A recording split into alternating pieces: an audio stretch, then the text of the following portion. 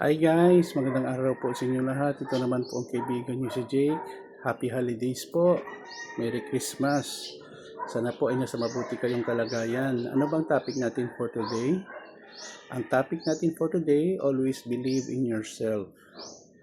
Hindi ko po sinasabi na maging overconfident kayo, pero isa po sa mga magandang katangian ng isang tao para mag-succeed sa buhay ay dapat po una-una guys, bago ang ibang tao maniwala sa kanya, ay maniwala siya muna sa kanyang sarili.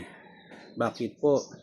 Kasi kung wala kang self-confidence sa sarili mo na kaya mo ang isang bagay na gawin, trabaho or pagninegosyo or anumang bagay sa sports for example, ay paano maniniwala ang ibang tao kung ikaw mismo ay walang tiwala sa sarili.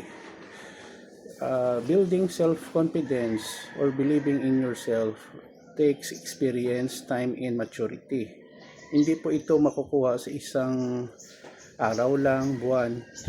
Na-accumulate po ito sa mga taon ng pagsasanay, pag-aaral, at pagkuha ng mga magandang payo sa ating mga kaibigan, pamilya, or mga magulang or katrabaho.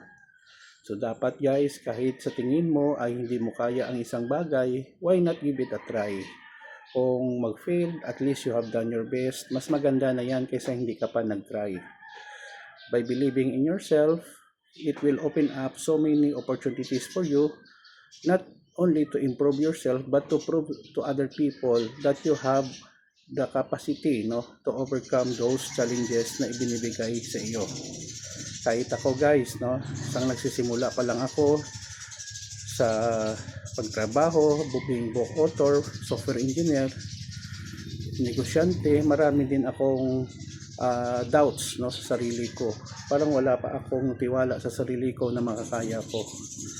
Along the way, marami ding mga kabiguan, trials and failures na akin na encounter bilang isang tao. That's very normal. Pero sa huli ay nalabanan natin at nag-succeed tayo kahit paano lang, na-improve natin ang ating pamumuhay. Yun lang po guys, sana po may napulot po kayong aral sa topic natin for today.